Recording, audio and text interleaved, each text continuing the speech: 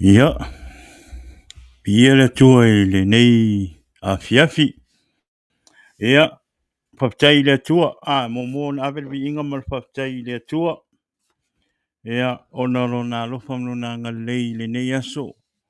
Ua whape nao na toe maule tātou avanoa. Ia, tātou te whiloa I lungo le tātou por kalama I le nei aso. Ia, whaptai le tua lo tātou maua pele ola ma le malosi le aso ma le aso. Whaptai le tua ia ilona puipuinga ia te oe mau. I le neiva yaso I whiau mga luenga. Ia ele ngata I lea ia o te tono o a inga. Ia ho I lava le vi inga mal whaptai le tua. Ia ona o meo sirisiri na te ia whaia mo I tātou I le aso ma le aso. Ia olo polkalama nei o le Jesus is the Answer podcast. Ia stofi tasi pe ona mata pe ona masani na fai e tātou polkalama i le stofi. Ia olo tau au auna nei ia pawa Faraimo ia tātou polkalama i le nei aso. Ia e whatalofa atua i le polkalama o Jesus is the Answer i le nei aso. Ia i o tātou a inga wo mai masani ane ngata i leo paanga o tātou polkalama. Ia mālōlō soifua manuia, mālō fo i le whatotoa. I tiute mga luenga sa whengai i le nei aso a. Ia e taritonu ia olo o totele ua mānawa mai i ngā luenga i le nei aso. Ia totele fo i e olo o whatoa o i tutonu o ngā luenga whatoa mata i le nei aso a. Le nei a fiafi. Ole ia mālō lava whamalosi nei aso i whiau mga luenga. Ia ele ngata i le ia mālō fo i le usu atu i ngā luenga. Ia o tau o lo o whatoa o i tutonu i ngā luenga i le nei taimi o le itu la o le fiafi o le nei aso lea. Whatasi e su mo tau ia manuia whiau mga luenga o le nei fiafi. Ia ele ngata i le ia manuia le afo. Pea ngai ma tiute ngā luenga pēuna masania i le aso ma le aso. Ia vi le tua ia e whatalofa atu le nea fiafi ia i sunga i whawhia ngainga whioi o le tala lei o lo sala lau solo i tuli manu e whao le nei lalolangi o lo tatou iai. Whatalofa atu le pokalama o le Jesus is the Answer ia te o tau le nea fiafi. Ai le ngata i lea ia whapea ao sina si o tatou atunu i o tatou tamā matua mo tatou tina matua i le nea fiafi. Whatalofa atu le tātou polkalama i le swafa manu mālō Iesu Kiriso. Whaptai la o tau no fotalo, whaptai fo i la o tau onsai. I le aso mo le aso. Ia ai whaptai i le tua ia o le o tau e tātou whailoa i lunga o tātou polkalama i le ne fiafi. Le o tau tangtanga i mai o wapa i atu ia. Mesiri ia o lo o maua uma e tātou le ola ia ma le mālosi. Ia mai le atua. Pamole ia tātou polkalama ia. Ele umis tātou polkalama i le ne fiafi. Amen. Ele umis tātou polkalama ia. E tate whalangalango i le nganga pa i o le atua. Ia ele amatali tātou polkalama ia. Ea mi ni wa Yesu. Amen. Nei vai aso te whaptai le atua sa matango fie mea le nei vai aso. E se ngā fie fusu i lunga le awala. E se ngā whapea ua whaaso sa mai aka ika ni ngei aso.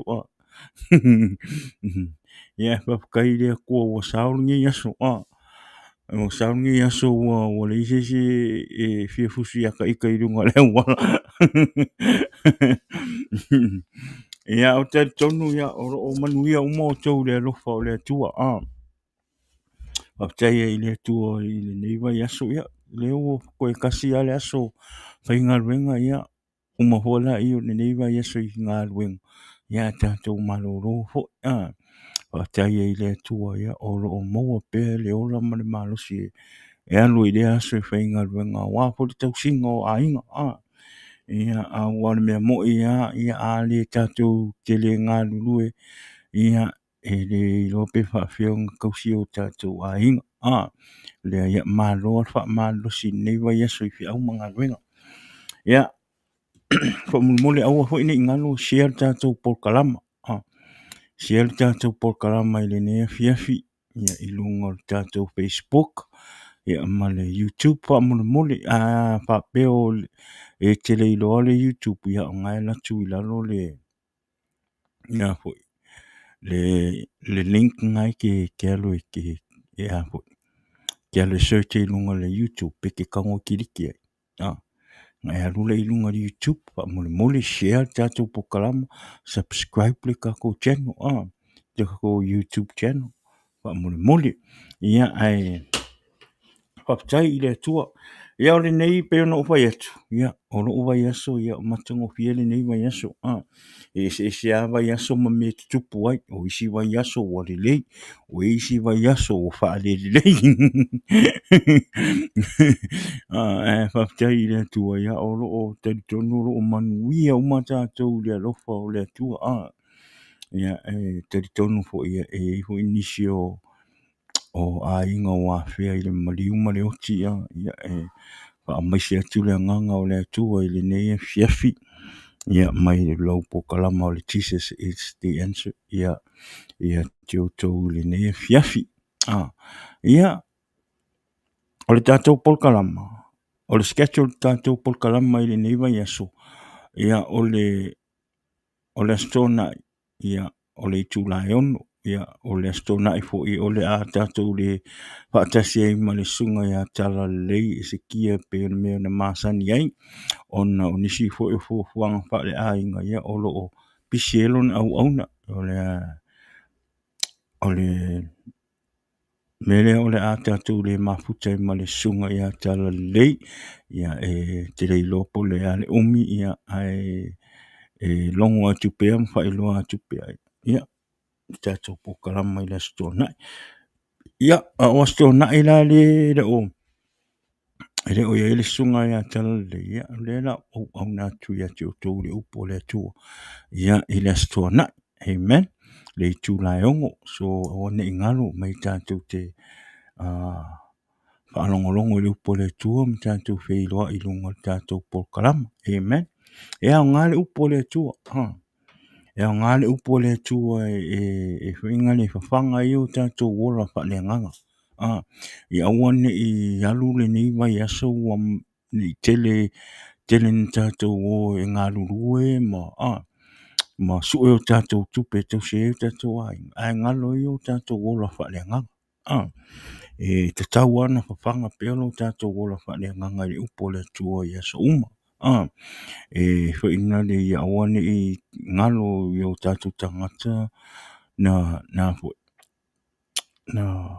a waturi bi inga mal whaktai i le tua ma whaalongolongo i le upu whai tauru tuspa ia amen no wau tari tonu ia te leo tātou peo na ole asasa ai whaalongolongo i le upu le tua peo nga ole asasa le tātou te o e whawhanga o tātou wanganga ia ole mea e te tau ona whawhanga o tātou wanganga i aso o le vai aso not just Sunday not just Wednesday i Bible study i e tau ana na fuingale na whawhanga lo wanganga anu whai tauru tuspa ia ma puta i le atua ia awane i misa wanoa awane i sao mai ti Apollo e fuinale take over lo mawhauwhau mo lo wanganga Wao le taimi e te tātou te whaatara le i rea fionga le atua ma tātou whaatara le whawhanga o tātou wanganga i le upo le atua o le taimi na e sao mai e le ti Apollo o le taimi na e sao mai le ti Apollo i a te oe ma ai e whaingale e tāua le tātou pi i pe i le fionga pa ia le atua ia whatalo whatu ia i le whalitua hoi ia Vasavali Stephanie mālōlō whaptai ia e te tau waona tātou whaamalosi tātou whaamalosi awani o tātou whaavaivai awani i tu usea wanoa e manu mālo e ti Apollo ia te oe ma Wao temi a tātou te whaatala le e mo temi a tātou te relax ai i whawhanga inga o tātou o la whareanga o temi na e sawa ki Apollo kili kako o lea ia e ao ngā le tātou o mai whaalongolongo le upo le tua amen ale mofo iso temi te sao te whaalongolongo temi o tātou pokarama ia le temi e umal tātou pokarama ia e posta kwa lunga tātou pokarama ai si temi ia whaalongolongo i lunga pe a mo sau temi a wanoa Whanga fo le tātou po kalama le e te alu whainga ruenga, ia. E lifo e maka e whaalongolongo ai, amen. Keep the fire burning for the Lord, yes, amen. Taia whalitua masawari, vi ia le tua, e kakau anga, pawhanga, kukusa lea mele le ola whaaleanga, male mea ho inga le oro kaungu e whawhanga ro kingo. E kaungu e whawhanga ro kingo. Ala ngonga e ro kingo fia ai. Male fia ingi. E kakau ho inga ro ngonga e ro wanganga le fia ai male fia ingu le upo le tua.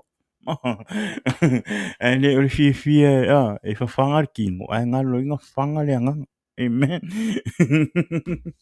Ia vi ia le tua ia o le whataina ma le vi inga i le tua ia ona o loo te manuia pea le nei tū o le ainga le ngata fo i le ia whatai le tua o lona upu ia o loo whaamalosia fo i loo tangata o le mele e tātou te taumawhai ai awane i a fo awane i o tātou give up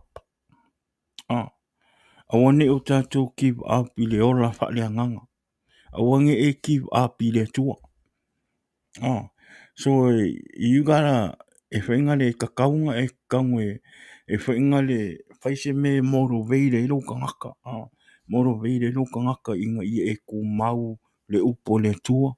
Ma i e ko anga e whanga lo wanganga le upo le tua. Ma e ko anga e kakalo i le tua. E le ea sisi e laku e afo e whaamalosi ia te oe. E whaamalosi a oe. A le sosoangi o tangata. Ia tala ia tule upu ina ia whaatile ona malosi peolo ola whaaleanganga i le tua. Kasi o le taimine i te tau ona tātou matala. E tau ona tātou matala na ua sawa le sawa ti Apollo le sawa wale ko ese full stop o ti Apollo ua sawa ki Apollo e whainga le e whaise me au mai e wa ese mai oe mai le tua ona fo i le ua i loa le ti Apollo wa lakar kaimi so as what he's doing right now he's trying to take many people as possible so awane i tupu le mele i tātou mele e au ngā i una tātou pi i pe le upo le tua tātou whai tau le upo le tua tātou whaalongolongo le upo le tua i lungo te penga whai langi mo mele lei mea ngā so we don't have to wait until Sunday in order for us to hear the word of God and feed your spiritual life with the word of God now we have all the media there's a lot of video of preaching the word of God on the internet on social media you can go and watch it and hear the word of God to feed your spiritual life inga ia whaamalosia i lo loko oranga sausa oranga sau ki apole kom whai kiri oi ke le mawhawhai onga e koe fo i kua peke koe whaawai onga e fo i o le ua fo i wa mausali lo ora au nga ma ua tumu lo ora wha le anganga i le anganga pa i o le atua ona o le whawhanga i aso whawhanga i aso amen ngole tātou whaamalosi awane tātou whaawai e upo le atua one o tātou whaawai au auna i le atua ole nei la fiafi teritonu pe no whai atu ele umis tātou por kalama i le nei aso ai ole nei aso ole a matari tātou upa malosi nei upa malosi talo ai le atua i nei vai aso pole ase upu whaamalosi au ngā mo o tātou tangata i le nei vai tau ma le nei vai taimi o tātou iai pole ase whaamalosi au ngā ia ele ngata ia tea molo ai molo whanau ia ai au ngā fo i ia te o tō I nei vai tau pe ona whai ato, le nei vai tau o tele me tutupu.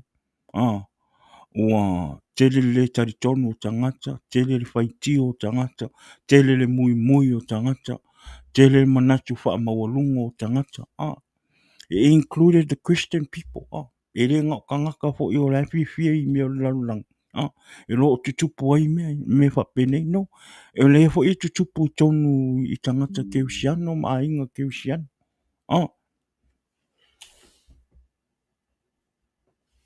Amen. Mena e ao ngā. Le tatou pi I pe I le upo le tuma, pai tau le tuspa ia. Amen.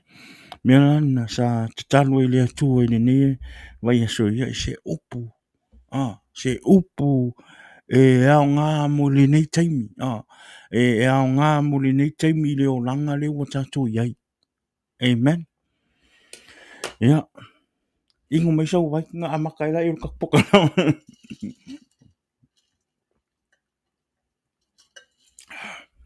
Ia bi ia le tua. Amen. Ia. O le tusi le la a maua mai le tatou. Le la maua mai le tatou wha malosi nefias. O le tusi le o luka alo nam tā upo e 5. Amen. Luka alo nam tā upo e 5.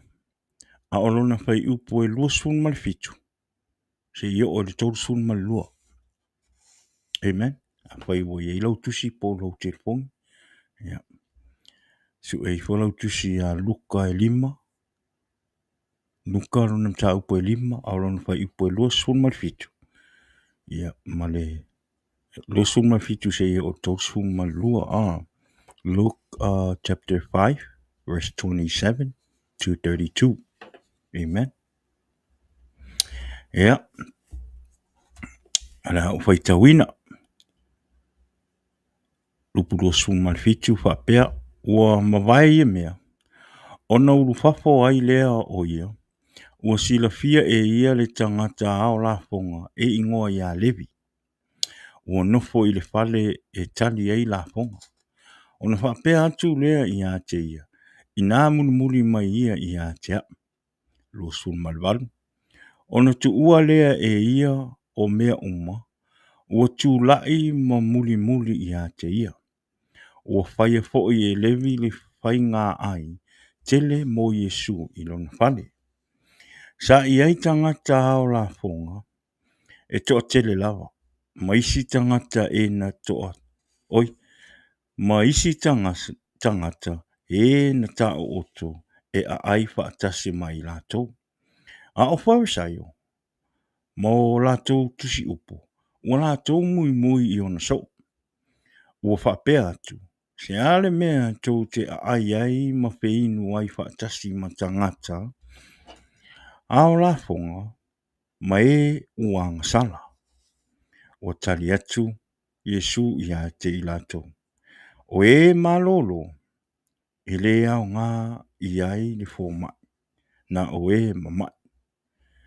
O te le isau. E wala au I e ua miotonu. A o e uang sala. Ina ia lātou salamo. Amen. After this, Jesus went out and saw the tax collector by the name of Levi, sitting at his tax booth. Follow me, Jesus said to him. And Levi got up, left everything, and followed him. Then Levi held a great banquet for Jesus at his house, and a large crowd of a tax collector and others were eating with them. But the Pharisees and the teachers of the law who belonged to their sect complained to his disciple, "Why do you eat and drink with tax collector and sinner?" Jesus answered them, "It is not the healthy who needs a doctor, but the sick. I have not come to call the righteous, but sinners to repent." Amen. Pamela ia le tātou autu mo le tātou whaamalosi le nefiafi. Whetalainga Yesu le na whai. Le tali a Yesu le na whai. Ni le au prasaio. Whai mai. Mai lan tātou autu, whapea. O e mālōlō e le aogā I ai le foma. Na o e mama. Amen. Mai le tātou autu o le tātou whaamalosi ne fiafi mo o e mau. Whai mai Yesu o e mālōlō e le aogā ai le foma. Na o e mama. It is not the healthy who need a doctor, but the sick. Amen. Vi ia le tua. Wa mai le tātou ola whalenga. Fesili. Wa mai lo ola whalenga. Wa mai lo ola whalenga. How is your spiritual life? Amen. Is it healthy or is it bad? A whai o o manuia ma mānosi lo ola whalenga. Vi ia le tua. Ai a whai o lo whale tonu lo ola whalenga. Pe lo o ia te oe foi le fia I meo le anganga. O lo no winga. O ngai mai lo ola whalenga. Amen. A whai o nai le leilo ola whale. Ne neia fiafi. Pesili I wha oe ia te oe. How's my spiritual life? How's my spiritual life? E a mai lo ola whalenga. Amen. O le taimi nei, te lei o na ngalo e tangata mo lato ola whaeleanganga. Te leo tangata le vai taimi nei, pe ua mā te le I meo le tino. Ai whatua na I meo le anganga. Amen. So le tangata ke wisiano, ma le tangata lotu. O le fesiri mo oe maa ule nea fiafi. Mo I tātou o malava o lo tari tonu I le atua. Ma tari tonu o Yesu o le whaola. O Yesu o ia o le ala I le ola e whaavavau. O le fesili mo I tātou le nea fiafi. Wā mai o tātou ola whaelenga. Amen. Wā mai o tātou ola whaelenga. O le mea e o tātou ola whaelenga wa le lei. Mo le atua. Ma ua mausali ma le lei mea uma I lo ola whaelenga. I lo au auna I le atua. Po o le mea o lo o whaele tonu lo ola whaelenga. E le o iai se ola whaelenga ia te oe te le o fia I mea le mea o le anganga. E pe ua e tele na e fia I mea o le lalo lang. Ma mea o le tino. Ai keilo. Pe ono whai atu. A whai wale lei ma matango fie ma mautūlo ola whaelenga. Bi ia le atua. Vi ia ma whaafetai le atua. A o tātou leo whaele tonu le ola whaeleanganga. Ma e le o iai fo se ola whaeleanganga o ia te oe. Aua ne o tātou popole. Aua e te popole. Amen.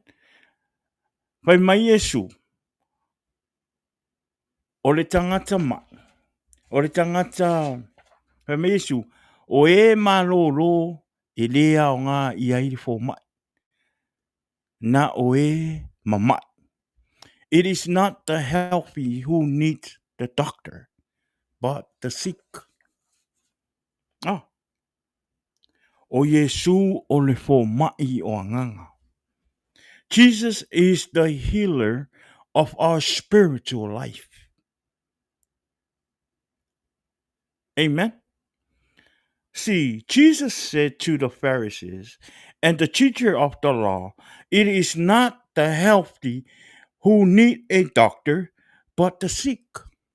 O whai atu Yesu I le au Faraimo, ma le au tusi upu. O e mālōlō, e rea o ngā I ai foma. Na o e mama. O lona winga, tu si tu. E le o tangata ua miotonu. E le o tangata ua whaolaina. Na saua Yesu. Tu ulo i le tu whaalea nganga le tātom tā upu. O lo sau Yesu i le tangata. O lo o mai le ora whaalea nganga. So Jesus is talking about our spiritual life.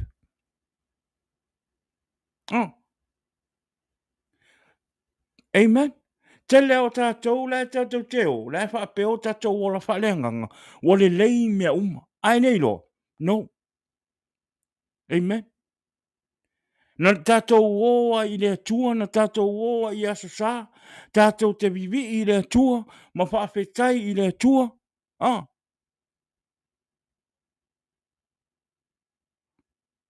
Ai a o mai le whare. Sanga whai solo ko o lua ma le whangau.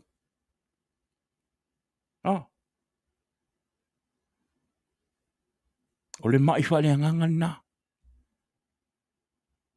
Amen. O ngai mai lo wola whale nganga.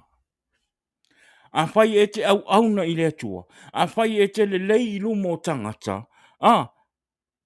E te tau fo ila ona e le lei i lo to o lua ma lo whanau. Pea o ese mai ma tangata. Amen. A fo i ona o tangata wola i le nganga. O le tangata wa i le nganga o le atua. Tangata wa i le nganga pa i o Yesu. Amen. E maua le alofa. Tusa le mata fia, ma le mata alofa i lumo tangata. Pe a tutusa foi, pe a o mai le fale. Alofa i le to lua ma le whanau. E a wasang whai e to lua ma le whanau, pe a le se mea ai. O le singa mai. Whale nganga. Le karango e leo le mai o le tino. E leo le mai o le tino le la tatu tala no ai. O le mai whaale nganga. O le mai whaale nganga. Siaki o tātou ola whaale nganga. Amen. Siaki o tātou ola whaale nganga po le mea o le lei. Po le mea ua mālosi o tātou ola whaale nganga. Kasi e kaimi e whaingale whaingale wālua wale lei mea uma. Pe ua ngalo ia. Walu ese lo malo focus i mea le anganga. Au e makele lo i mea le king. Amen.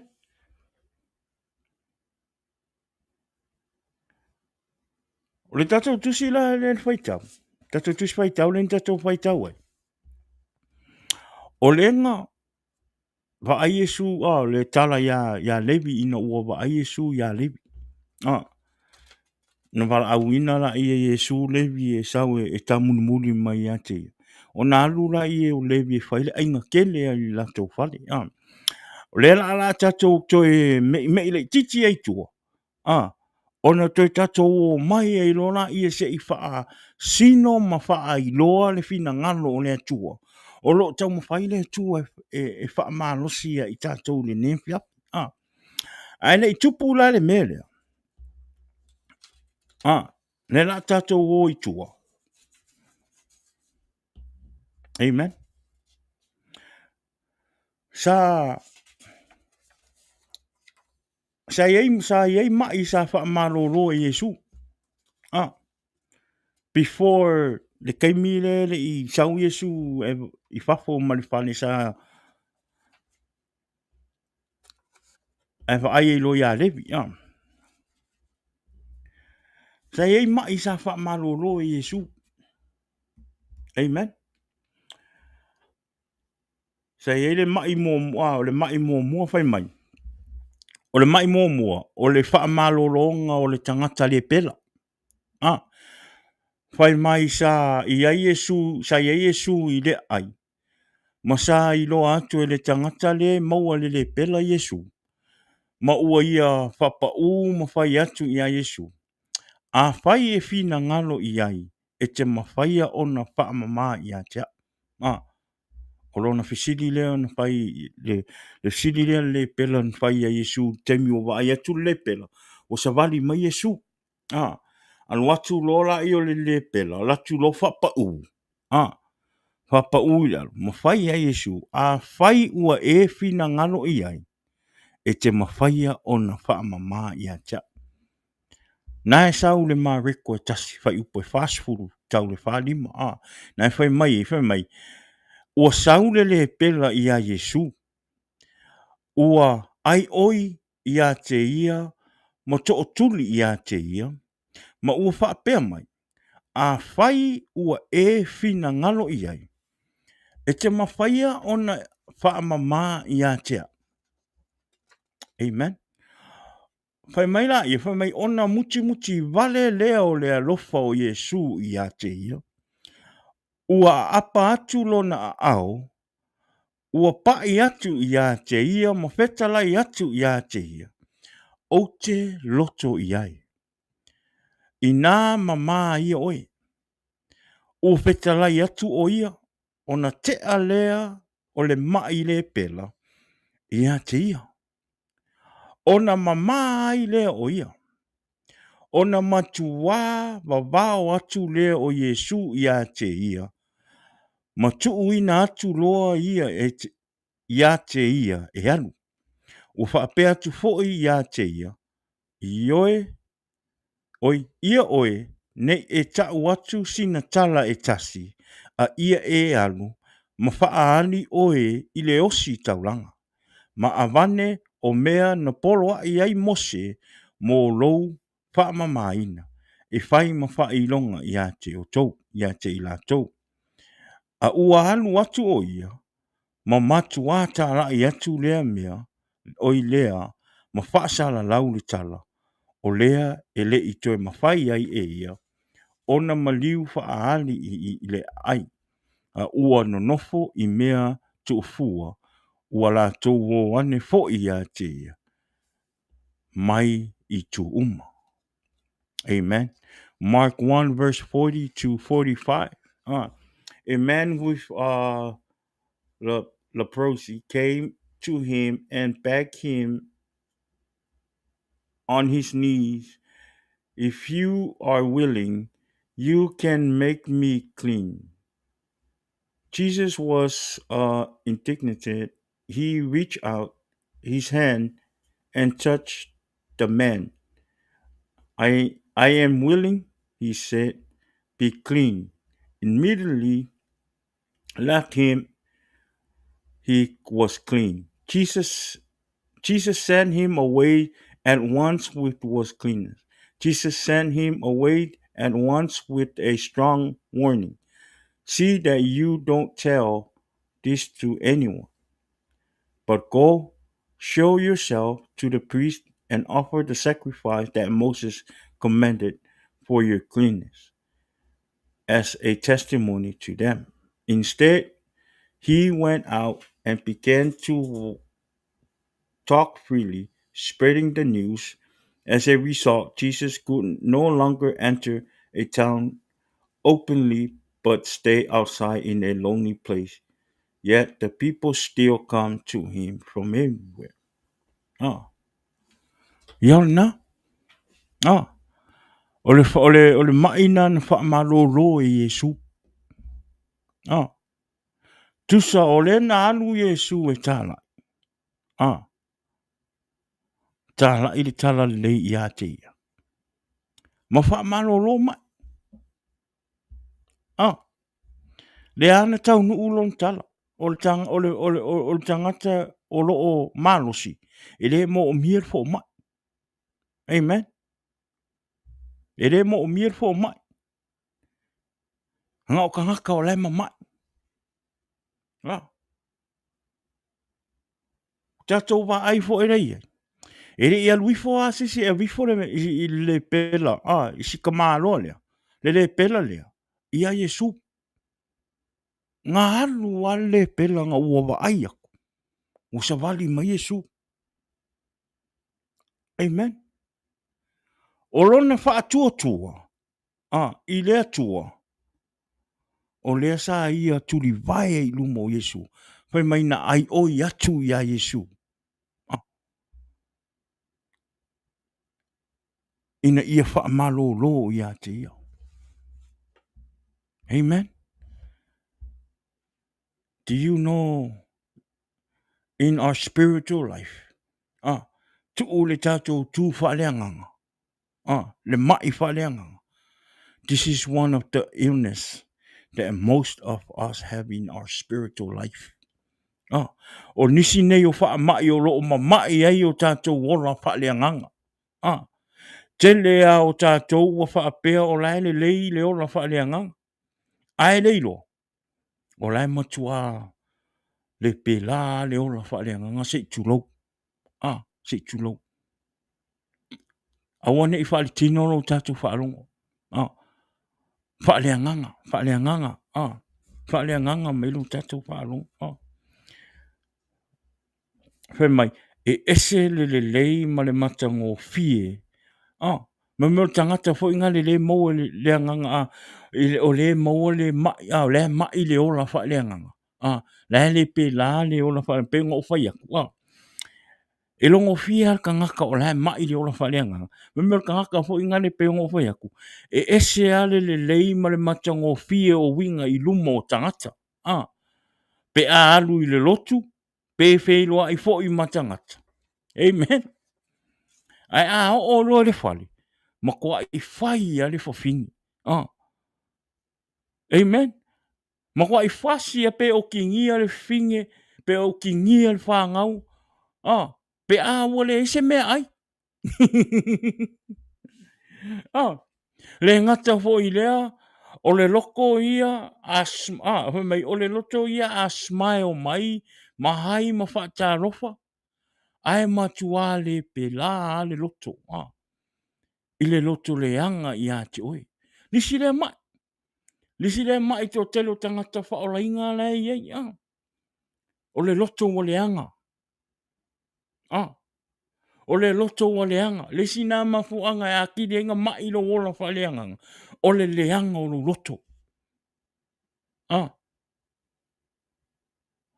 A whai o oe o le tangata wha o la inga. A e te whai tūlanga ia. E te whai tūlanga whapea. O le whai tala. O le ola wha fōringa. Sa wai le to rua. Pe pelo. Le wha maongi. O longo winga. O ngai mai o kako wola wha le anganga. Amen. E le kakau o ngā ka koua ka ua wha ngau o le atua. Ua ora ua yeile anganga pa ia o le atua I te tonu ia I tātou. E te tau o na wha le anganga umo tātou winga. Tau o na wha le anganga uma mea tātou te whaia. E tau o na wha le anganga uma mea tātou te mapau whau iai. Tau o na wha le anganga o tātou walofa. An fo iona lewa iai Yesu I te tonu o tātou tangata. O lewa iai le anganga pa ia o Yesu. Amen. A whaila e te tupu mea I a te oe, pe e te whaia fo I mea whape, longo winga. O ngai mai ro wola wha le anganga. Amen. Siaki lo wola wha le anganga, pe o le mea ua malosi malelei. Lea. Te talo I le tua. Talo I le tua. I wha mālōlō I lo wola wha le anganga. Ma ia a wina mai se anganga fau moe. Amen. Make sure to check that your spiritual life is healthy. If it is not, ask God to heal your spirit. Amen. Ia tā ofi le anganga o Yesu I te tonu o tātou loto. Amen. Iai le anganga o Yesu ia te oe. E lea I lava se mea o le awha ina ilo wola pa le anganga. Amen. Iai Yesu I te tonu o tātou wola. E lea ia se mea o le awha le tonu ilo tātou wola pa le anganga. O le ise mea o le awha le tonu i o tātou anganga. Nei se mea. Salamu e tolu wha whai upo sulma le walu whai mai. Ua lata mai le li i e ua loto momomo. Ua ia whaaola fo i e ua loto nuti momomo. Psalm 34 verse 18. The Lord is close to the broken hearted and save those who are crushed in spirit. Te talo i le tua. Siaki o tatou wola whaaleanganga. Po le mea ua healthy. Po le mea ua mālosi o tatou wola whaaleanganga. Ngā ale mālosi o tatou wola whaaleanganga. Amen. O le telefo ele nā o le tatou pa u atu mea o le lanulangi. Amen. Pe meile e feso e tolu whai po sulu malfitu. Ia nofo mau fo i ke riso i o tau loto. I le whātua tua ina ia mauaa ma ia whaavaina o tau i le alofa. Ephesians 3 verse 17. So that Christ may dwell in your heart through faith. And I pray that you being rooted and established in love.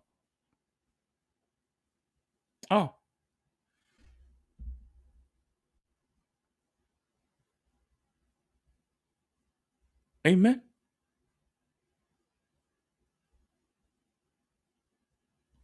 Alu i lumo le tua.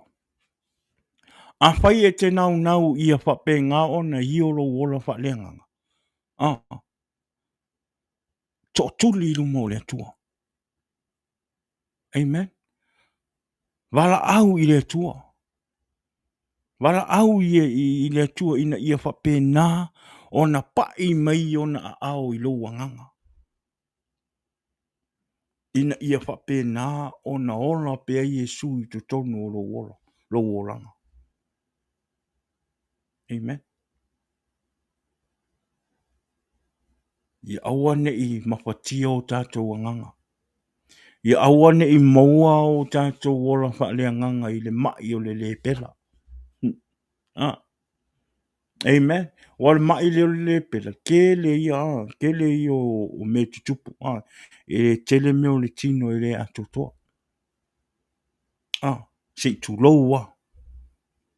Peo no whai atu whaaleanganga mai o tātou whaalongo le upo le tua. O leala. Whaaleanganga o tātou manatu. Tātou tala noa i le whaaleanganga. O tātou wola whaaleanganga. I awane i pi e ni whaamai o tātou wola whaaleanganga. Meaning, ia awane i aini meo le lalo langi.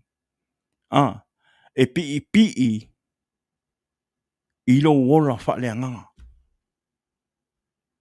Amen. Ai ale mālosi lo wola whaaleanganga. E mawhai i meo le lalo langi o na waese mai moe. Amen. Aisea. Onga o le mai lo tātou wola whaaleanganga. Au tātou le oe. Su masa ili le me ki ua ili wha mai. I aua ini. Mai peo tātou wola whaaleanganga. Ane whai mai Yesu. E leo tangata mālōlō e mo o mia foma. O le tangata e mai. A whai la o lo whaale tonu mama mai o tātou wola whaaleanganga. O Yesu o kari. Jesus is the answer. O Yesu o fo mai o tātou wola whaaleanganga. Tātou whātua tua i le tua. Tātou whātua tua i le tua. Na te whesoswani mai ati oi. A e alu ma lou whātua tua i lumo le tua. E tali mai le tua i ati oi. Amen. Vi ia le tua. Ia olisi mai na wha mālōlō e le tua ia e Yesu ke viso. O le mai le o le supa. O le whapalangi o le Politino pepe. paralyzed. Po le tino pepe. Mai le supa. Pe mai sa o atu Yesu I tangata ma ua matua tumu me mo kwa kumu ale fale le sa faida onga le a Yesu I tangata. Pe mai wa o mai ai lumo fai to ma fafo le fale. Ma kwa I kumu lo. Ma kwa I kumu lo ale fale. Deisi ava no. E fai mai la o le fai le onga Yesu. Ai le awali e tofa. Le awali I tofa ia. O lo fata atu le tangata e maua le supa po le tino pepe. Po le tino pepe. O lo tau mawhai e su se la tau avanoa. La tau te ulu fale atu ai tutonu. E whaka aku ai le tamale po le uso le maua le mai le o le supa. Le ngase le o supa. Pe maila, e o atu. E le maua se avanoa. O le se avanoa e o onga ua tumu. Ai keiro. Fai mei ngā o I lunga le awhiawhi piko I lunga. Mei ngā o piko I lunga o le whare. Wow. Mole ngau.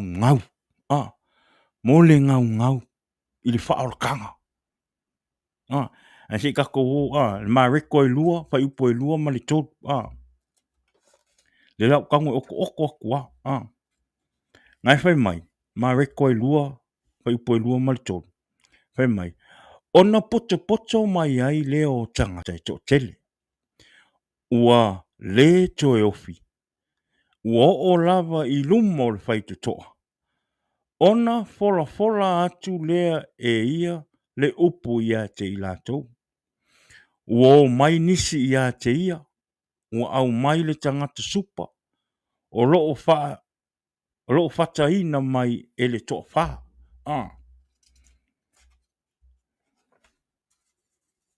Whai mai la. O lai fata atu le tangata lea. Ai ua le maua se avanoa ma ua le mawhai foi ona o I te tonu o le whale. Ona ua tumu le whale.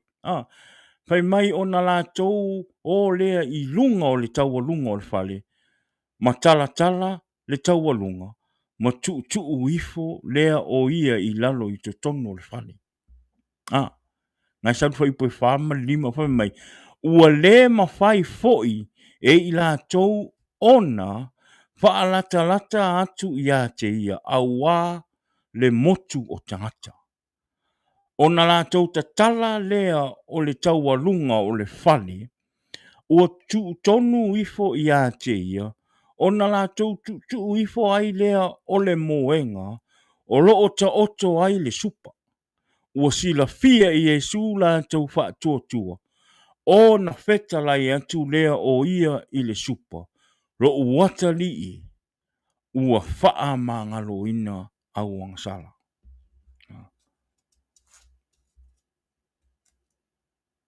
E teilo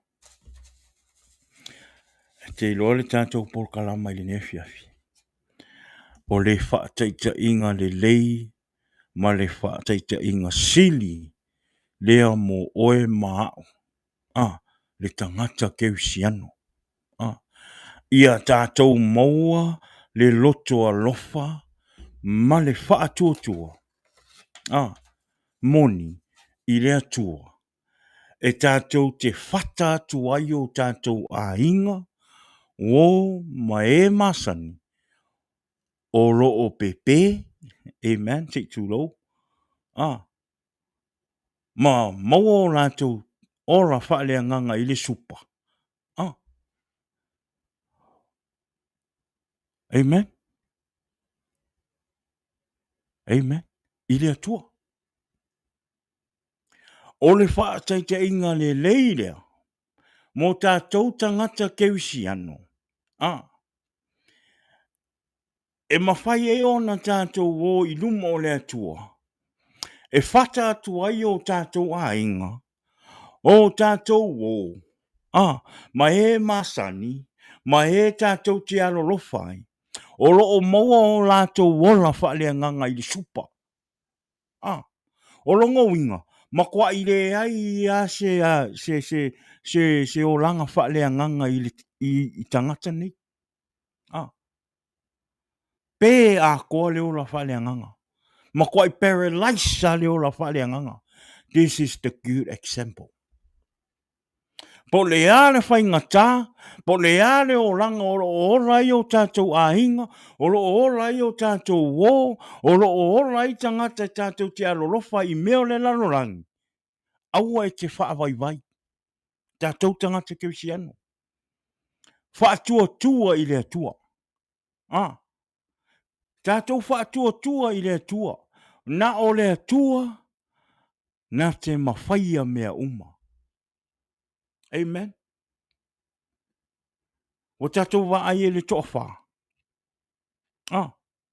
E kei loa me ka ngaka ai mo le tino i le pe ape pe me le tino. Paralyze le tino. Po le ale pa po le ale la po. O le makuama mawha ka ngaka. Amen. Because nga ile kaimi na tupu e wha la se uta maa o soifua. Sa pepe le tino o uta maa. Te iau wa atua pa uro uta maa. Wale mwhainga ioi. A le tino o uta maa temina.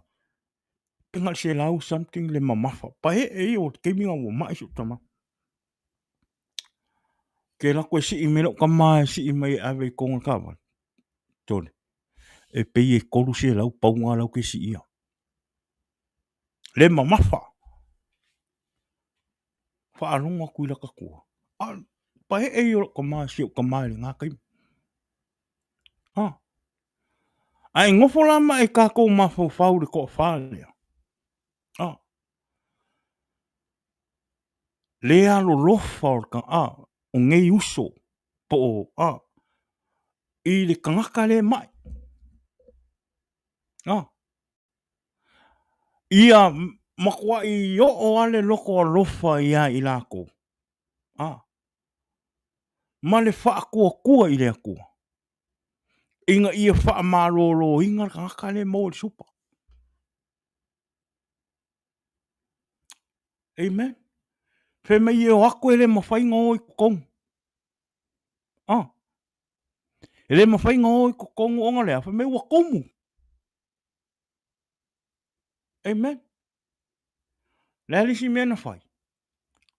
O i lungar kaua lungar whale. Ke leo kako.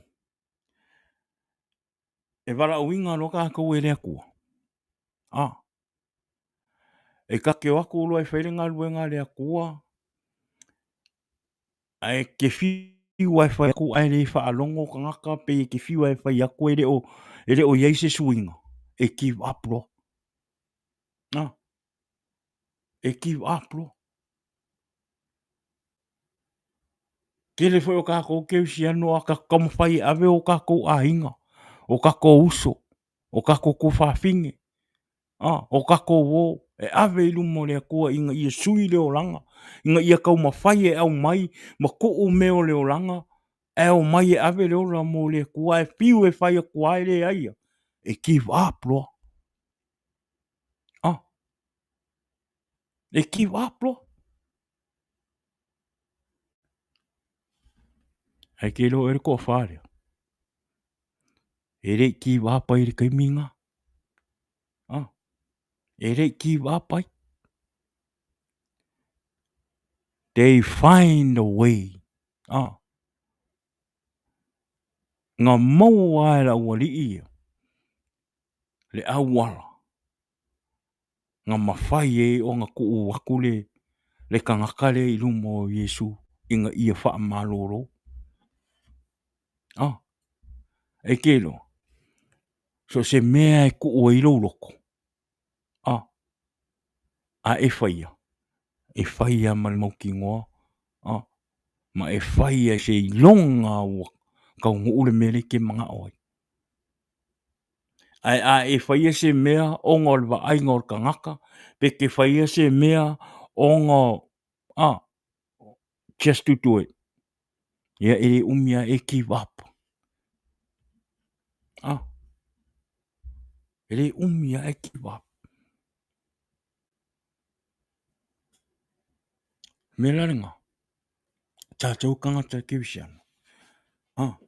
Aua ne i o tātou whaavai e te talo, ma ave o tātou a inga I lumo le tua. Po le ar ko I ngā o langa o lai o lai. Whaka pe I lumo le tua. Amen. E mo o mianga ko e restore e Yesu o la whaleanganga o ka ko a inga. Amen. Tele nao tangata o laulangi. Ma ko I paralyze sa le o la whaleanganga. Ma ko I pepe a mo sele o le o la whaleanganga. E pau ala ka ngaka e koe ola I mo sele o le ola whaleanganga o ka ko a inga. Ma ka ngaka o laulangi o roo fia pe I me ko inga ngaunga o leolanga. O le au mai I lumo Yesu. Ka lai ai pere kala lei ia Yesu. Whaai loa ele mongi o le alofa o Yesu. Whaai loa ele le lei o Yesu. Wanga le pauanga le kangaka. Nga ke mawhaia o nga whaola inga le ola whaaleanganga o le kangaka. Only Jesus. Amen. O Yesu o le fo mai o anganga. Amen. Tātou a inga. Wō mai masana. A whai e re o ia te oe se ola whaaleanganga po e fie I meo leanganga. Sau e talo I le tua. Sau e avero ola I le tua. Amen. Te talo I le tua. Te whafo wina lo tangata. Te lia Yesu e avea mo wali I mo whaola. O na ola le I o Yesu I te tonu I a te oe. Le anganga pa I o Yesu I a te oe. E koe restore inga lo wanganga. Mo lo ola whaaleanganga. Amen. A whai o ngai mai o tātou ola whaaleanganga. O Yesu ali tātou. Toi tātou wō I luma I a Yesu. Toi tātou wō I luma o Yesu e ave I o tātou tangata. Ina ia toi whaafowina o tātou wola whaaleanganga. Ina ia toi whaalelei mea uma o tātou wola whaaleanganga. Ina ia malosi ma mauaa o tātou wola whaaleanganga. Amen. E wawea o ngā kili ngā kou le fili. Ma le ti apolo. Pe le mausali ma mauaa o tātou wola whaaleanganga I le tua. Amen. O le vi inga mal whaptaina I le tua. Tātou whaptai I le tua. O loo ia Yesu. E ngā te hio ingo o kā kukangaka. Le ngata I le tū whaaleanganga. A o le tū o le tino. Amen. E ei meo le tino e hao ngā ma le lei. E iai fo I le meo le tino. E le lei ma e le hao ngā. Amen. A o lo wola whaaleanganga. E le lei e ta taua o na se lau pasenge lo wola whaaleanganga. Amen. Ia.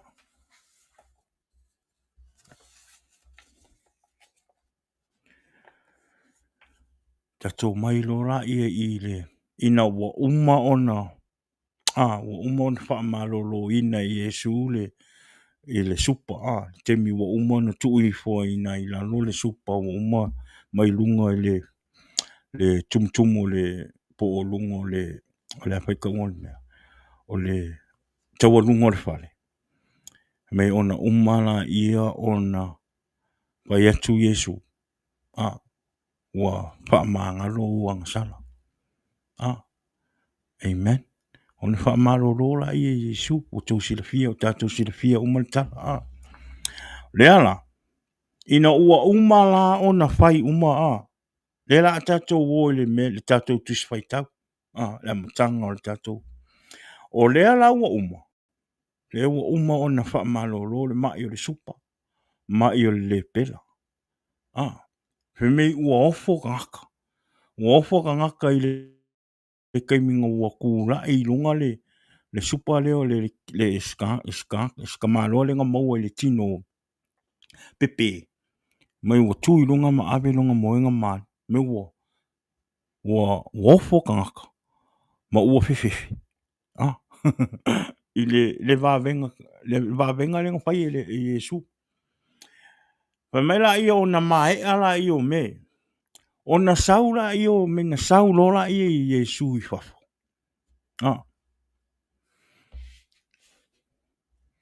Mai o na saule o Yesu i whafo. Mai sa ia i loa atu le tangata le o Levi.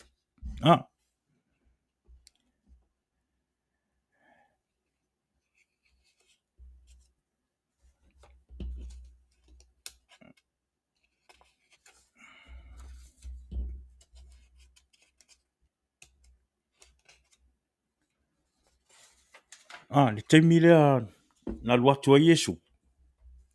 Ia e whakau i lo ma Levi. Neng whai Amerika kus whai kau o le luka e lima, whai upo e lufu piku. Ia ma le tausu ma lua. Lua pitu i tausu ma lua. Whai mai ua ma vai ia mea. Ona uru whafo ai lea o ia. Ua sila fia e ia le tangata. Ao la fonga e ingoa ia Levi. Amen. Ua nofo i le fale e tali ai la fonga. Ona whaapea atu lea ia te ia. I nā muni mai ia ia te a. Ona tu ua lea e ia o mea uma. Ua tūlai ma muli ia te ia. Ua whai foi e Levi le whai ngā ai. Tele mo Yesu e lona fale. Sa i ai tangata o la fonga. E toa tele lava. Ma isi tangata. E na taa oto. E a ai whaatasi mai la tau. Amen. Yeah.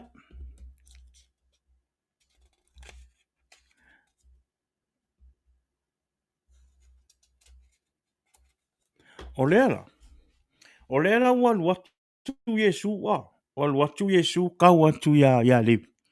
Whaino Yesu ya Levi. Sumelo sunga. Sumelo sunga. Sau ka ho. Pamela ia ona ora i me waku uma e whengale e le ao la fonga me uma. Levi. Pamela ia whamenga host la i e Levi le ainga tele i lona whale. Sai ai to tele o tangata sai ai to tele o au la fonga. Ia mau o Levi ia maisi a mau ka ngaka ngā ai e konga i ngā. E ke noa lawe. Le mea la le la whailoa. E o penga o whai ako. Le la whaahi o ngā i ai le kākou polkalama. O le kākou wha malosi. I le mai muli ale tele na to tele na mamai e ola whaale anganga o ka ngaka. Ola whaale anganga o tātou. Lela tātou o iei. E whai mai la. E whai le ainga tele lea. A laila iei mara au whausaio. Mara au tusi upu. Amen. Awane i ngano ia i tātou. O lau whausaio mara au tusi upu ia. O tangata lo lotu. Amen.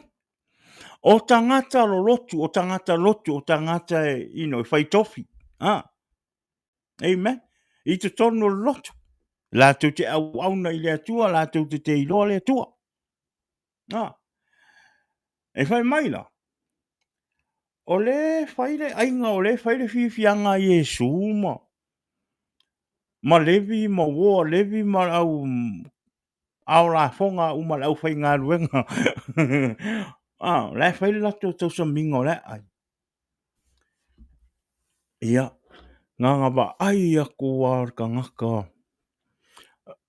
O au whawsai o au kusi upo. O la ewa mai ka ngaka wha inga mar ka ngaka le wha inga. Mui mui ro.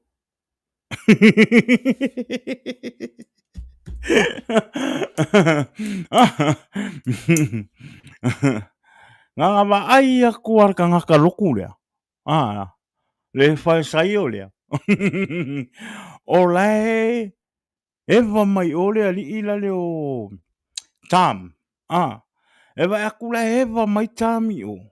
O tamor ka ngaka kewisiano. O le tangata lotu. O tangata mautofi. Ala ewa mai tami o maka ngaka le whaorainga. La ewa mai tami o maka ngaka e aipia. La ewa mai tami o I tangata angasala. Ale mui aku I le au whaorainga. Au kewisiano ia. Amen. Kero. This is one of the dangerous illness or sickness in our spiritual life. Olea. Ole murmuring.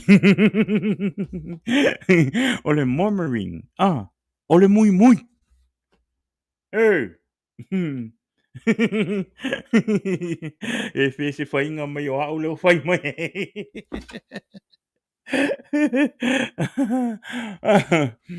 O le toa tele I o tangata e tala marmoi. O le toa tele I o tātou o mai anganga le ola wha le anganga le kamare o murmuring. Kamo murmuring. Tō mumu. Tō mumu. O le mui. O le whaikala. Amen. O le ala ai. O le mako I enjoy ale kaimi o Yesu. Ma levi mo ngā ma au la fonga maka ngaka I. Ale mui ako e le ua li ia. Ka ngaka le kalesia. Le mui ako lau whaiku la fongo. Lau kusi upu.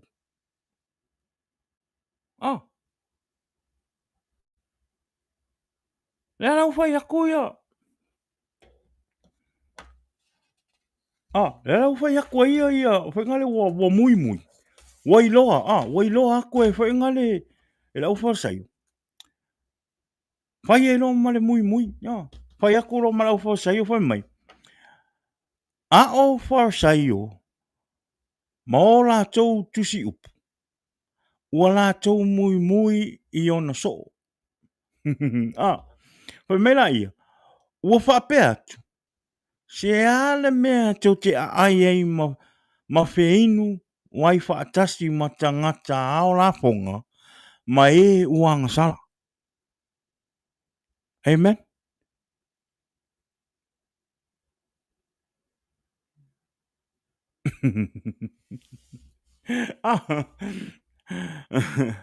Kero. Waka. Le o ke whea kusa o ngā le whaalongo le ngā pa I o le kua. Ngā mai fo ila uola whaalea ngā o maua fo le mai ngā. Le o ke whea kusa o a uia. O kirea e reo o se kangaka se laupa senga I keimi uma. E kaimi ngā mai fo ila ngā mai ila uola whaalea ngā I kama lea. E o makwa I mālosi ia. Kama leo mui. Murmuring. Na ukala mar mo kero oe o nga mui ia ka ka I lo ho I rau mui pe mo wala mui. Amen.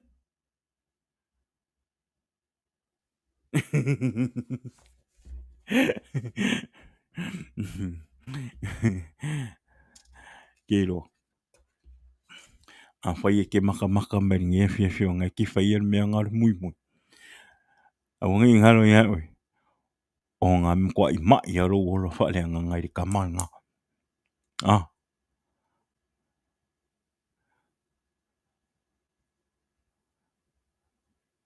Amen. Ngā mui. Ke le o mea ngā mui e ka ngaka o lau wali ia. Ngā lua ke mi a koa ngā Yesu lau ele o mea ia lau kusi upu. Mea ia lau kusi upu ma lau whasai on whai. O le mui ia Yesu. O le whaaleanga ia Yesu. E o whare keiminga wha mālōlō ai ia. Ngā wha mālōlō ai Yesu le afoi. Le supa. Ai fo ila wali I kongu wha le kaimi lea. Ngā loko ai le sanga. Ngā loko ai le sa. Ai whaile wala au ai vai akul ka ngaka lenga sa wali wha lumal wala au. E alu kalia Yesu makalo le whiwhia. A lenga lako wa ai inga ai pia solo lua ia so len ke a le wai lumal wala au. Ngā mui ai foi. Amen. Ngā mui foi lau whasai o le kaiminga wha mālōlō ai Yesu le supa. Ngā whai mai le mai reko I lua whai upo ongo ma le whiko. Whai mai. Sa no nofo ai nisi o le au tusi upu. Sa ma natu ifo I o la tau loto. Se ale mea ua tau ua faa ua fai I le atua. E ma fai ea I a te ai o na faa maa ngalo angasala. Ua na o le toatasi o le atua lea. Mele mui la wafa mai. Now some teacher of the law was sitting there thinking to themselves. They thought, this man Jesus should not have said that. He is speaking as if he is God. Only God can forgive people for their sin. Amen. Wewa ele mui.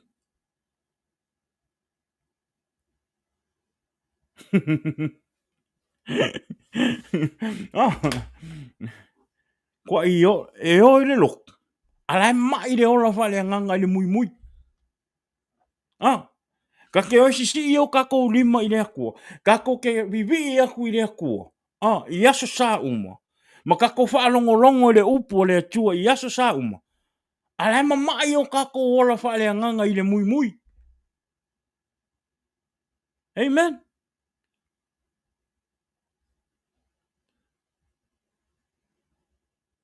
Wei e o ai Yesu e mui e.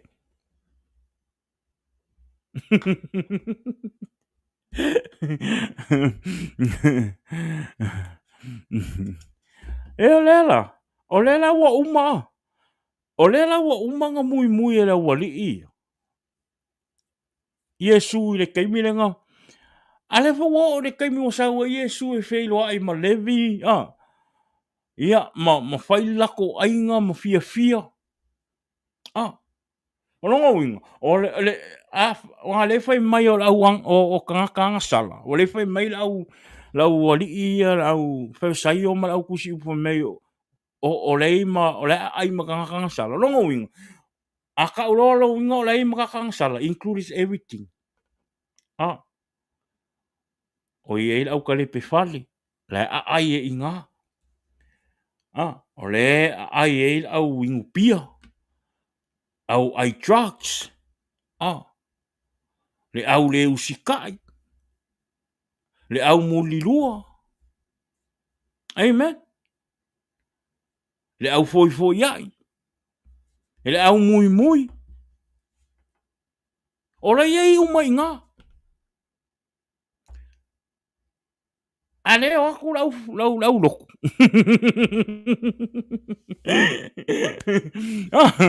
Ale o aku lau loko. E vai aku. Sorry. Le ai me se o kiunga ngalo. Agalo fa kuso. Love you, brother. Ah, le la o mai se uso e fai mo whakakainga, se uso kiunga. Ah, kiunga ngalo. O le la va kule kalesia. O le ai me le sunga fai au ya ngalo, ya kiunga ngalo mo. Makangaka. Ngaka fa le kongo lang. Mui do. Ale fo kwa uma mele loko fo kwa uma ngoi vivi I le akua. Ah. O le fo kwa uma pokarama fo kwa uma nga. Ah. Fo kwa uma ka la I le fina ngalo le akua I lunga o ka penga fai lang. Ale walo mui kiunga. Amen. Le walo mui.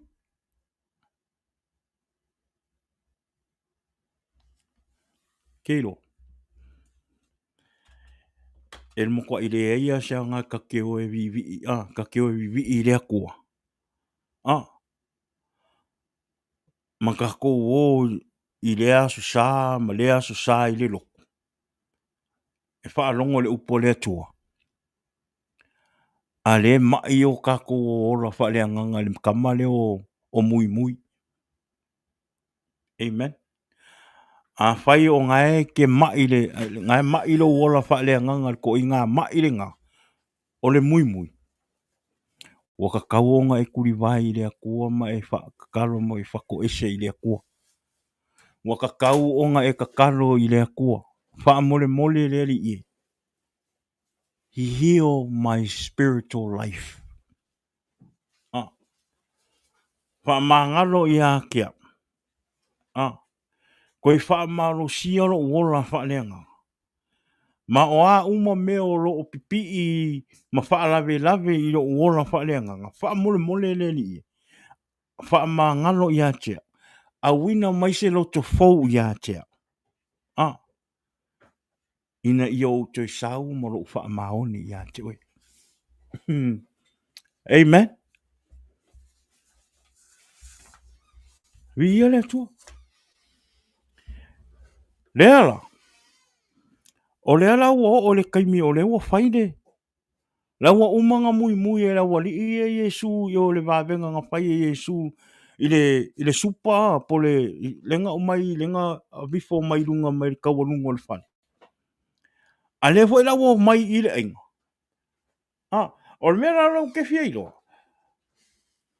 O le mea lau ke fia malama. Po le mea nga ave sa invitation na la. A la wa li ia. Ah. Wa le fai mai. Ngā wifo, ngā ese. Me ngā ese mai Yesu ina o umo na whaile le vavenga lea. Ah, ma wha mālōlō supa. Sau loa, sau whafo. Ah, wa ai aku lo ia levi, wala au lo ia levi. E follow mai. Ah. Ngā whaira I e levi le ainga ke le whale. I longa whale. Ma ai ei. E o iei la se mea fo inga le wha pe wa ka umai nga invite la wali I.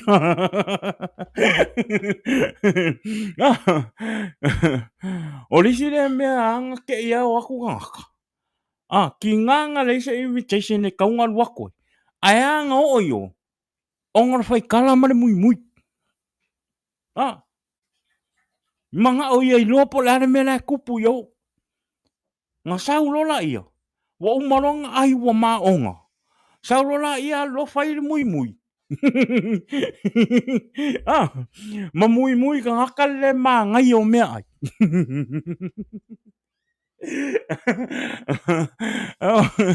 Ah. O le mea la ngā lo ke fia lo. E wat pawa le mea le fai mai le tusi. Fai mai sa I ai ma. Ngai ai foi lau kusi upu. Lau fai sai o lau kusi upu. Ile ainga. O longa winga la. Ke longa ai anga I vai. Ala ngā po ngā wako ala ko ia. Lai fai mai.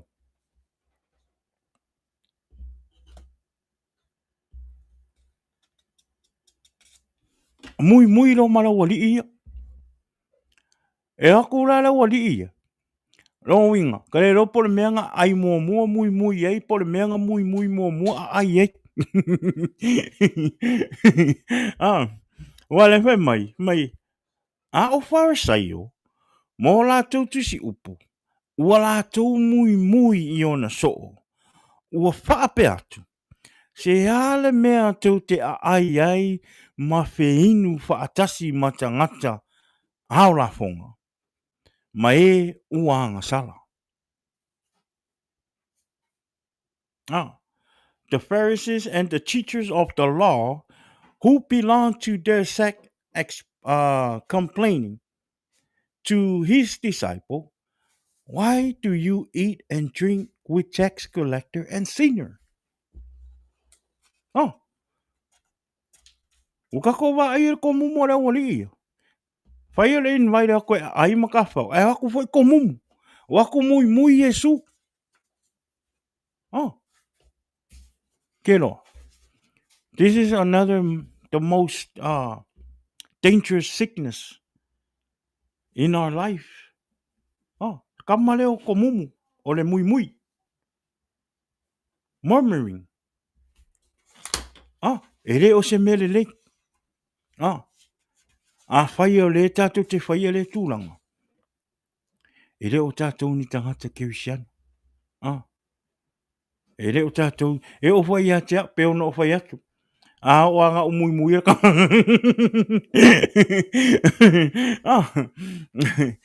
O ka koule ka ke lalo lang. A le whaukuanga ia ma le upo le atua. E ao pea o na whaailoa ma whaamalosi atu. O le upo le atua e ao ngā e whaamalosi I a te oe, e ao ngā fōi e whaamalosi I a te. A ea fōi o na wha na launga atu le upo. Ona lau te loa sa tupu I a te. Na o maua fōi, na o fōi la uola wha lea ngā ko I ngā mai lea o le mui. Kusa o lumo o sila whanga o lea kua. E le o le leio kako uola wha lea nganga o lea mamai. O le mamai o kako uola wha lea nganga. Angai sea, o ngā fōi o lea mui. Le kake mui. I ka ngaka. O la e soi fua. I le o langa. Le manguia ma le o langa. E fie I mea lalula. Tātou tangata kewisian. I tātou alolofa I o tātou a inga. O tātou wō. Ma e masani. O loo lei loloa. Ma whaatau ngā solo e ti apolo I meo le nei lalulang. E te tau o na tātou maua le loto alofa ia I lātou. Because it's not them. O le ti apolo. E le o lātou e mafua ai. O le ti apolo. A o le tātou ngaluenga. E te tau o na tātou whaamalolosi. Whaamalolosi mō mua o tātou ora whaaleanganga. Ina ia mausali, ma mauaa, ma malelei, ma malolosi o tātou ora whaaleanganga. Amen. Ona tātou wōrola I e tāla I e tulifina ngalo le atua. Ma le tala le lei I a Yesu, I e le o iai se ola whaaleanganga I le olanga. Meaning, ma kua I paralyze le ola whaaleanganga o tangata. E le o ola, o lo pepe, uma, musele o le ola whaaleanganga o tātou ainga. O ma e masan. O lo o iai le lalulang. E le isau Yesu. Amen. Whai mai Yesu. O e mālōlō e le aogā iai le foma. Na o e mamai. It is not the healthy who needs a doctor, but the sick. E le o ka koula ka ngaka kewisi anu. E mo o mia le fomai. A o e o lo o mamai. Ma le iloloa. O la to wola whaalea nganga. I mea o le lalolangi. E mo o mia Yesu ke wiso. E mo o mia I ai fomai. Amen. Le upo muri a Yesu, le tali a Yesu nga whai le au ko mumu ia. Le tali a Yesu na whai I tangata ia e fia a mio tonu. Tangata fo inga le ua manatua o ia nga o nga ia ma le atua. O le tali lea. Mai Yesu ia ua li ia. Ie mo le mele lo lotu ai to mumu. Le sao i lumo le atua. Amen. E le sa vali i ala o Yesu ke viso au wha mawalunga o lantou loto. Tātou tangata ke usiano, awane i wha mawalunga o tātou tangata. Awane i maua e tātou le loto wha mawalunga. Awa le loto wha mawalunga na, e te le iloa ai ma e manatu mawalunga i tangata. O lo pongsa ma le iloa i meo le larulang. Amen.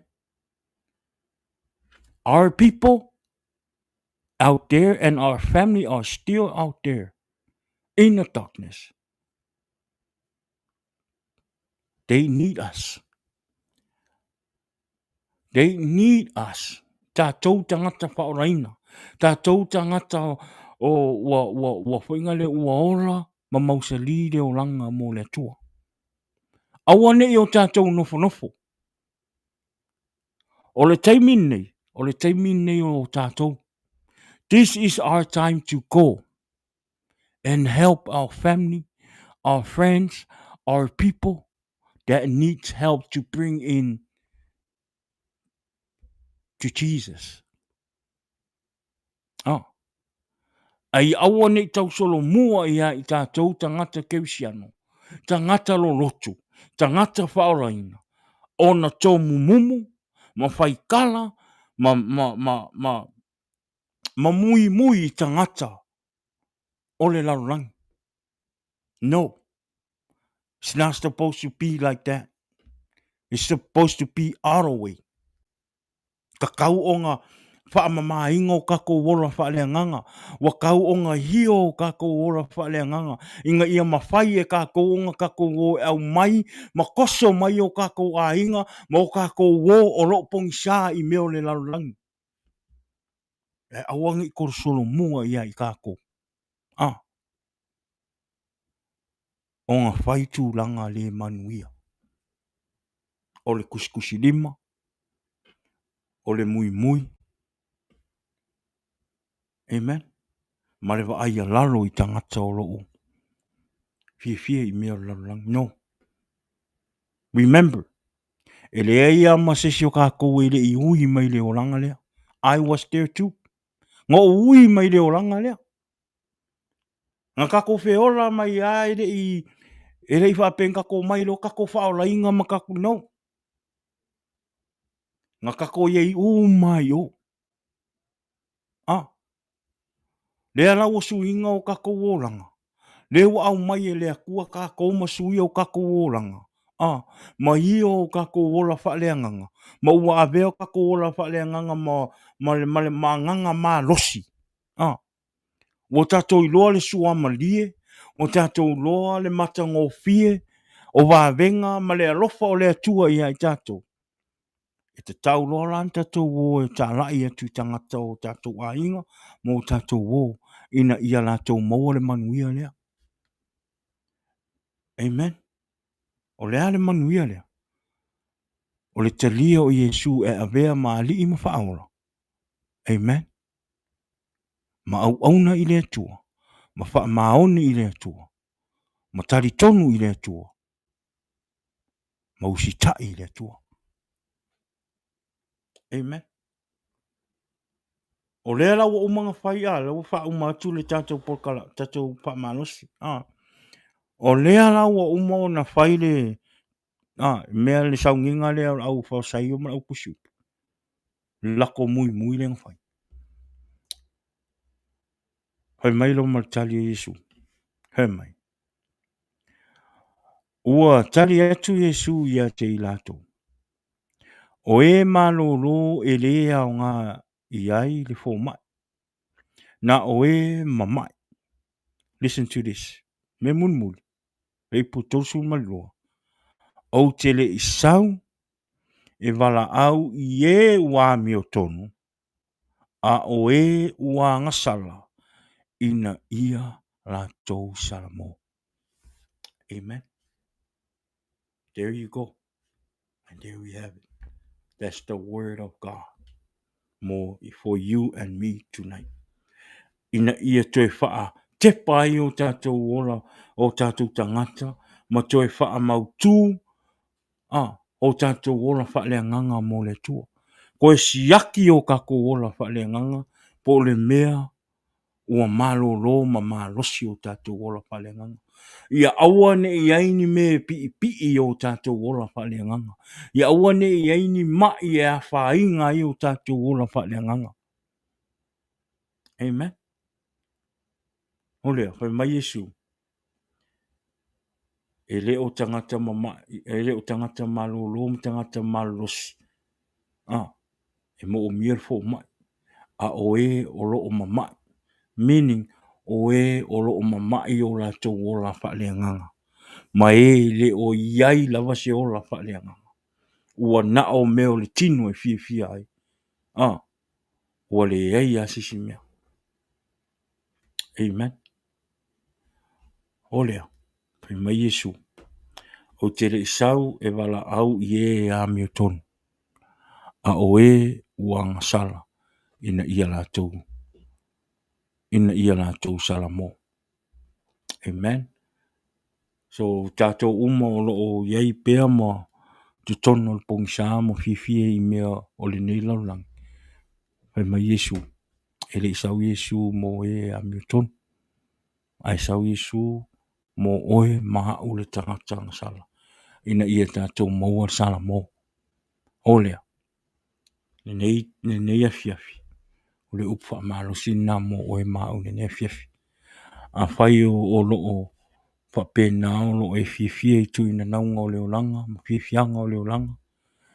Ia, tua mālosi atu ia ti oile uso tu fine, ta mā tina, o a inga, ma e masan. Ua la tali taimi o le atua. God's time is near. It's time for us to wake up. Enough is enough. O meo le lalolangi e le aise o na inga. E uma le afi meo le lalolangi. A olo sau e avelo ola i le atua. Ta lia Yesu e avea mo wali i mo faola. O le mea alo fasili na mo oe mo Yesu. Olo ta lia o Yesu i te tono o lo wolanga. Ma nu olo o maua pea lo tātou apanoa. Ma nu olo o maua pea le tātou mālosi. O le taimi nei, e le te tau ona tui tātou wha kemkeme i meo i taimi nei. O te tau ona tātou mai ave o tātou ola i le atua. Tātou wha maoni i le atua. Te talo i le atua, mafuta i le atua, i aso uma. Amen. Wana o Yesu wa le ki i le ola e wha. Olea. Whaftai i le atua ni ne fiafi lona upa malusi. O le tātou upa malusi le nai le ne fiafi. Whaftai i le atua. Talo i le anganga pa i o le atua. Ina ia whapena o na luatu le upo malona mana. Ina ia whapena o na talia ngō fie i lo loto malo fina ngalolo na upo. Ina ia whapena o na whai ma wha malusi anga i lo wola wha le nganga. Le ngata i lea whai ma wha manatu i a te oe i lo wola wha le nganga. Amen. O lea ia. Vi ia le atua le nea fiafi. Whaftai i le atua i lo na upo. Whaftai i lo na upo wha uina. Ia. Mo i tātou le nea fiafi. Ia o tātonu. Ia o tātou pokalama foi le nai le nea fiafi. Whaftai te le lava le whaatasi mai. Ia o leo o tawa ai atu. Ia o leo o tō titi atua le lua i tū la o tātou pokalama. Ia whaftai i le atua ia. O le whaavanoa ino o lau taimi te su mai ei, ma tala mai ei, au i lungo o tātou pokalama i tātou te whaalongolongo i le upo o le atua. O lea ia o le tātou whaamalosi nā ma le tātou pokalama le nā i le nefiafi. Sina whaasile silanga i le whaumaa, ma kusi whaamanatu i le whaumaa le tātou pokalama. Ia awane i ngalo le tātou pokalama i le astonai, le tūlai ono i le fiafi. O le whapena o le whauaua pe paile tātou pokalama i la stonai. La stonai nei ia pe o toi le ola ma le malosi. Ia o lea ia manuia tele le nei afi ka tālofa. Wa manuia atu le atua ia te o tau na i o tātou ainga o mai masangi lungo tātou pokalama. Awane ingalo fa mole subscribe le kako YouTube channel. Le ngata i lea whapele tātou Facebook, share tātou pokalama ina i whapena on whaalau i tele le luato le upo le tua. Le ne fiafi awane ingalo. To siati o tātou wala whalenga. Check our spiritual life. Make sure it's healthy. Okay? Whalango i le tua. Wai tau le tuspa ia, te talo i le atua, ma mafuta i le atua ia sa uma. O lea ia, o le tātou polkalama le nai le ne fiafi, wa manuia le atua i le tātou ainga, ma wō i lunga le tātou polkalama, ia manuia tele ia le toe aso fi au manga luenga le aso a tae au, ia pēa tātou o atoi le ora ma le manosi, ia whapena o nā lofa le atua ia pui malu ia te o tou, ia le ngata fo ile ia lo nei tangata o le ia fa fetai ile tua fa manuia le tua ia te o tou le ne fiafi le ia o te fatu fa tuai ia ile paso le tatu polkalama ia ile ne fiafi le to fine ia fina manuia le fiafi God bless you fina see you Sunday le ngata ile ia o sheu pai fi au le sunga fa fe ngainga ia Wesley i se take ia malfatua ia vai le ne fiafi manuia tele le nei po le ne fiafi va manuia le tua ia te urua pastor and tina ia male no fo ialo ia le ngate lea ia o tatu a inga o malava le ne fiafi va manuia le tua God bless and manuia le ne aso tatu Jesus is the answer for the world today. Above him there's no other. Jesus is the way.